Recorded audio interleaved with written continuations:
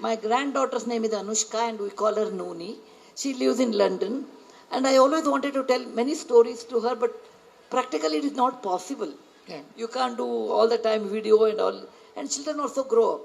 So I decided I should write books for her. And then I remembered, when you were young, not your mother's generation probably, the only novels for children was the Enid Blyton series. Yeah.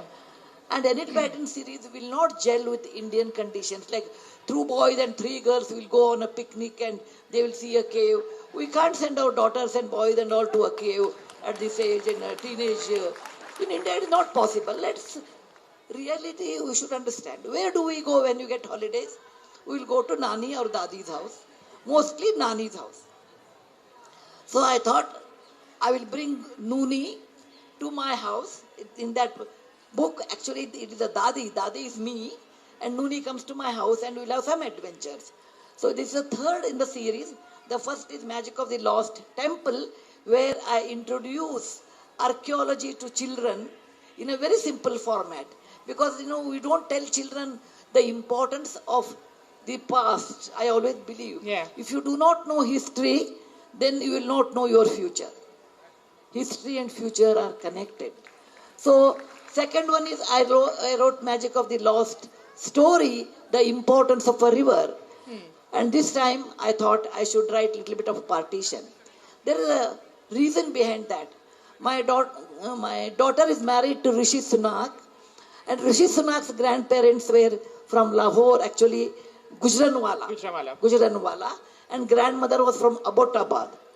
And they left home, set up a house in Nairobi. They went from Pakistan without anything, leaving all their business, money, everything.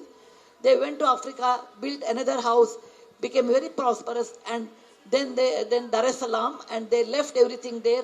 They went as immigrants to London when Rishi's father was 10 years old. So they lost their house twice. Yeah. Losing your house twice is not an easy thing. And then they started their life from the scratch. And the rest everyone knows. So I wanted to tell Anoushka, look, the freedom or the land, what you think, it is not that easy. Your grandparents have worked very hard, losing their house in Lahore, Abbottabad, and from there, Nairobi, Dar es Salaam, and from there to London. Remember your ancestors' effort and appreciate their resilience in life. This is your 50th book, and you started out writing in Kannada, right? And your mother tongue. And I especially want to talk about that because, one of the aspects when, with Agla Varka is that we try and talk really about Punjab outside Punjab to try and break stereotypes and try and explain to people how much the language that you hear of Punjabi, which is either Honey Singh or anything else, is not really the Punjabi that we inherit. It's the Punjabi of Bulle Shah, of Heer, of this other aspect of Guru Nanak, and it's difficult to explain. It's how do you find pride in a language that is now the only image that you see is of Bollywood, right? And you talk about not only Punjabi, but you also talk about Sindhi and the loss of Sindh. Can you talk a little about that, about how the loss of language, and you specifically talk about Sindh even in Ujjain and Dal Pakwan. Can you really talk about why you felt it was important to also talk about Sindh when you talk about Partition? Yeah.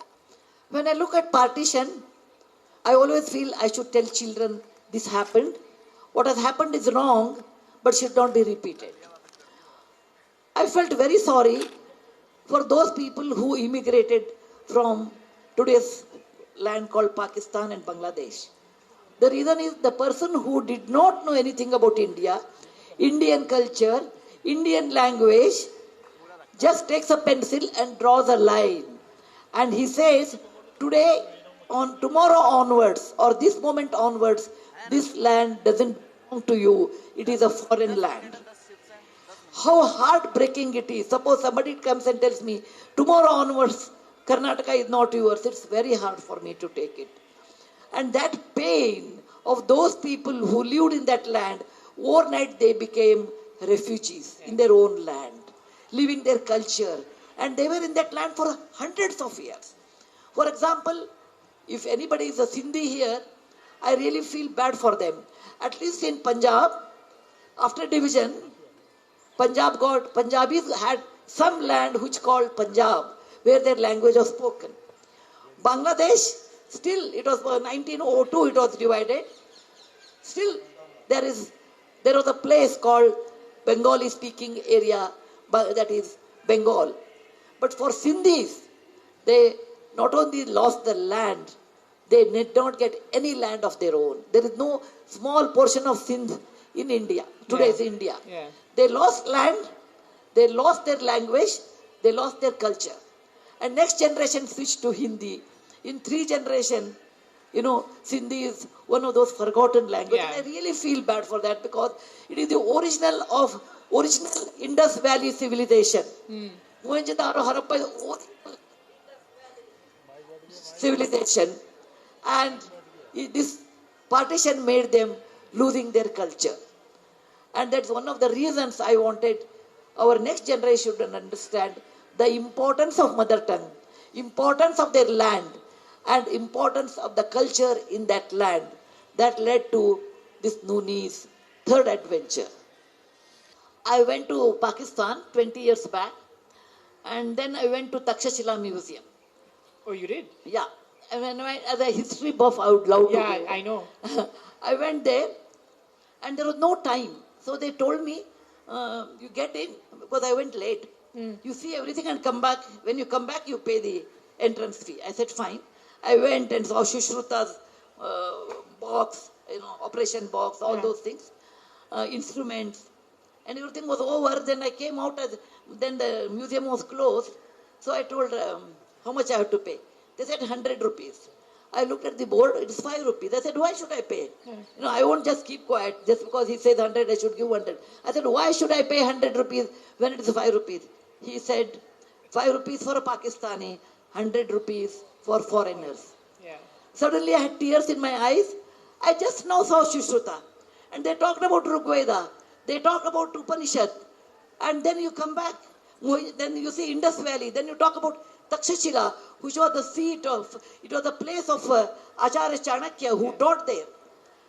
And you come, your own people are there. You come out and you become a foreigner. What is that made me foreigner? I eat like them jalebi. I sing, I enjoy their ghazal. And people wear saris, a few of them. Yeah. And you have a shared history. But I became a foreigner. And it's only because a line was drawn. That hurt me tremendously. Second incident, I went with Mrs. Koili.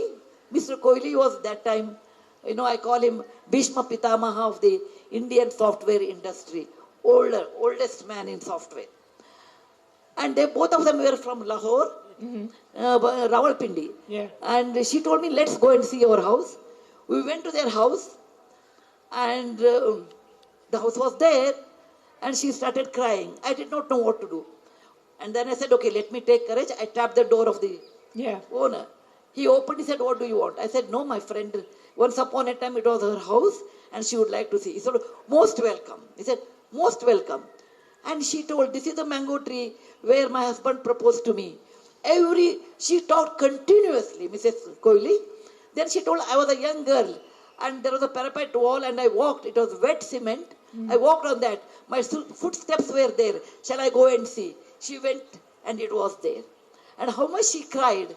And it is what made me to understand that one wrong decision can affect millions of people. And this story has to be told to our children. You don't make mistakes. Please learn from this. Don't separate like this. Don't do that. And this is what I learned in the process of writing books for children, giving them the moral education through stories and keeping the hope for them for tomorrow. We can do it. It is not only negative things we have to talk. Yes, people who are extremely successful in India are Sindhis, Punjabis, because they left home, made a new home, and they worked very hard. I want to tell next generation children, you are one or two in the family. So whatever you want, your parents will give. You think life will be like that.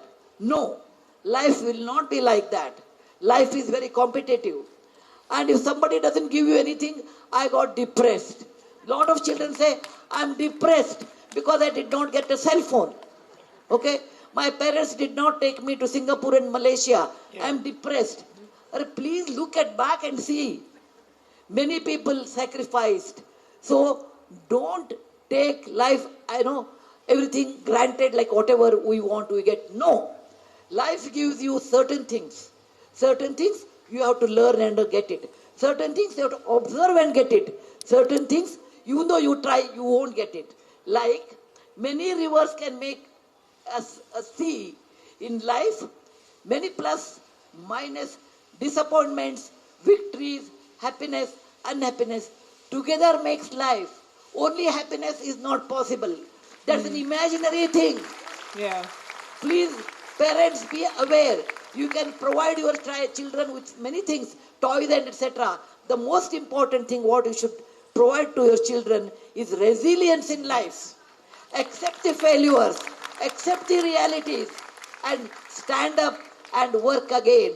And that is the crux of this book, is the magic of the lost hearing. Losing everything, they rise like a phoenix, come back in life. I want my young children, grandchildren who are sitting here, please learn resilience, confidence are more important than achievements.